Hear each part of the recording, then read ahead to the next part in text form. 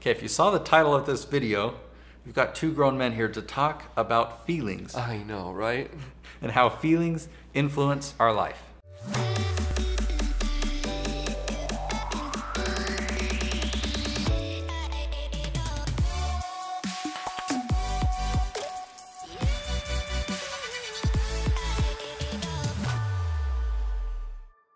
All right, so I'm excited for this video because as I've gotten older and I love personal development, and so I've learned about how emotions are actually a powerful tool. Mm-hmm. We typically bottle up our emotions, or we hide our emotions. We apologize, oh, sorry for crying. But emotions, they're important. I was giving a training to a group of executives, and I made this statement, and it caught a little bit of flack. Mm-hmm. The statement was, every decision we make is an emotional decision. And this executive on the front row, he's got his legs crossed. He's like, Dr. Paul, I don't think so. I was like, what do you mean? Tell me more. He said, I make my decisions based on data. Mm-hmm. Give me the data. I'll process the data. We'll analyze the data. And I said, and then how do you know when you've got the right decision? I know where this is going. Well, I'm satisfied. Wait, satisfied?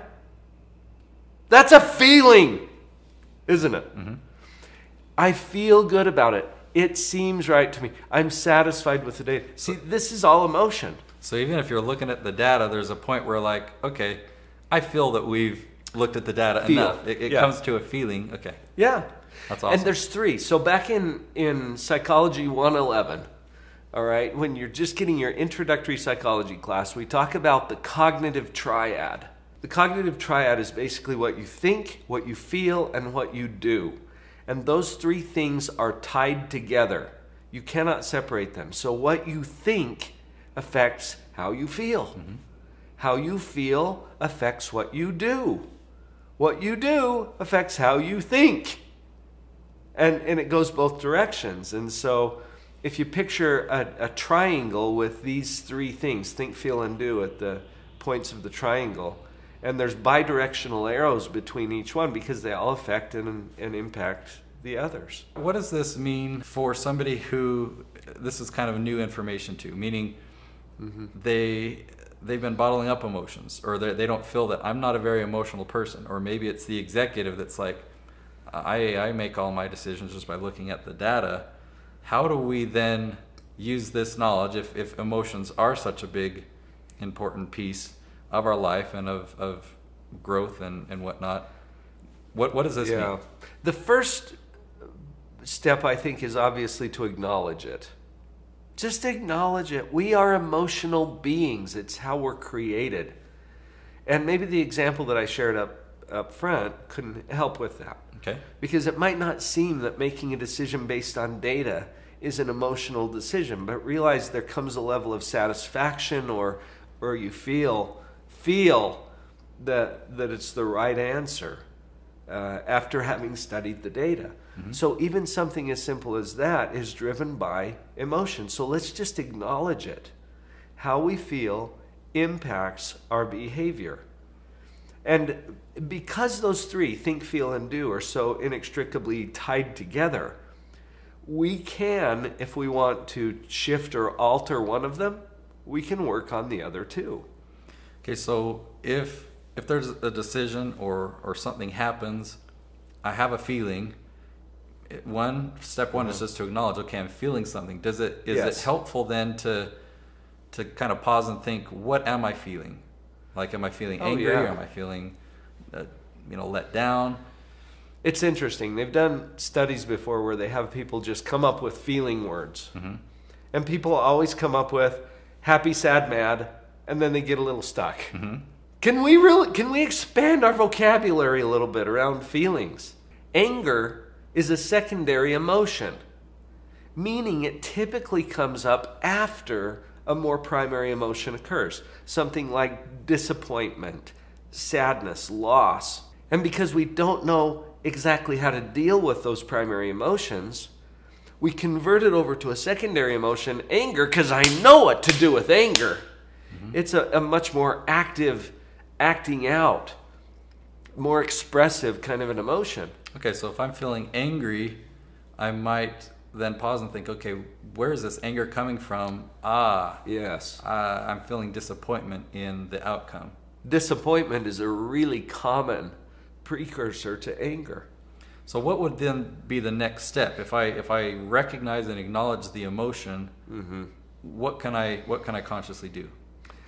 Once we're aware of it, we're in a position of choice. Until you see it as a choice, it's not. So that awareness is huge. And if you become aware that, hey, I'm feeling some disappointment, well, think about it, Nate. Are you going to handle disappointment differently than you would handle anger? Yes, you will. And there are appropriate ways to address that disappointment, which are more likely to create a positive outcome for you than if you were to act out in anger. So, I mean, in my mind, this is something that I'm learning and I'm practicing.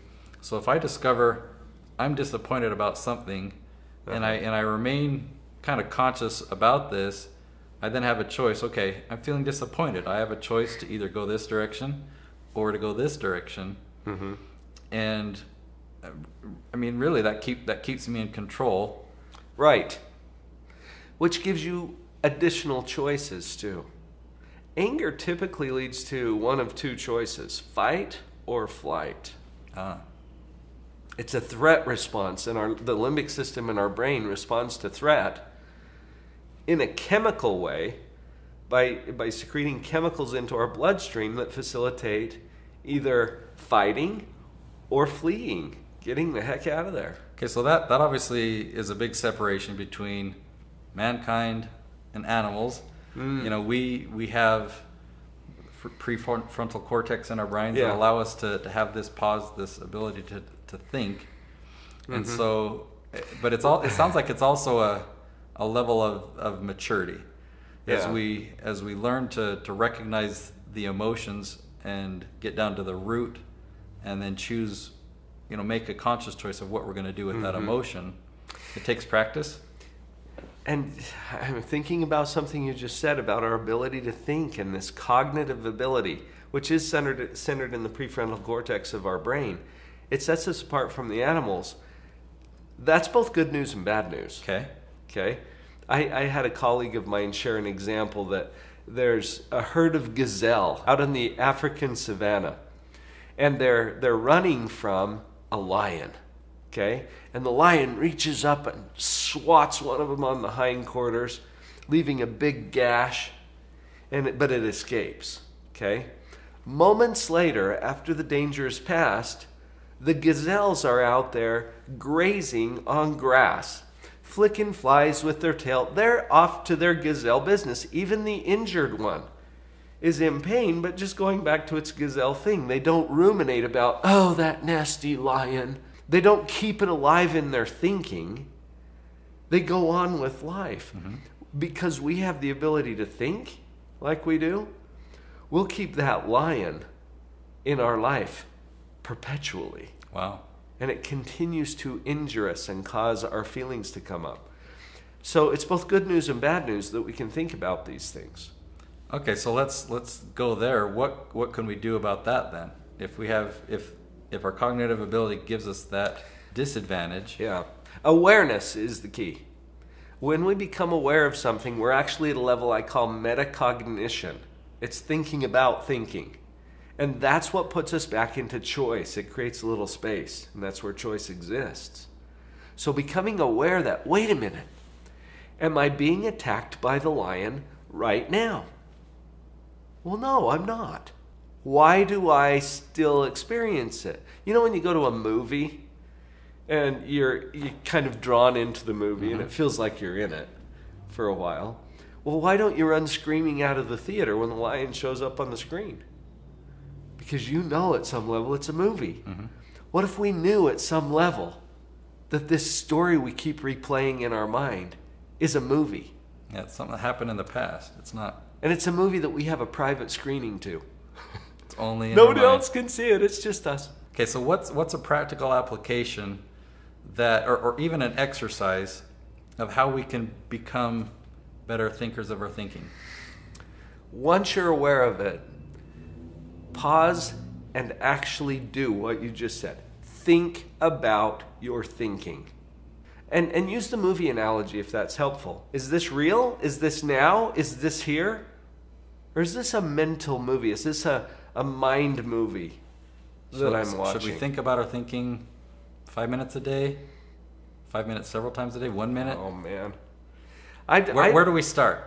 I'm a full-time psychologist. I'm doing it all day, 24/7, I'm thinking about my thinking? Well, raise it to another level. If you're just blissfully going about your life, never thinking about your thinking, then try being mindful for a bit. Think about your thinking. Just see what that does to you. And as you practice it, it gives you more control over what you're experiencing. It's pretty cool. All right, thanks for watching this episode. I have a great idea. If you want to be able to think about your thinking more, something that I think would be helpful, to subscribe to his channel, because he talks a lot about this, and it will bring it. Live on Purpose TV. Obviously, like and comment, subscribe if we're on YouTube, share it if you're on LinkedIn, and we'll see you in the next episode.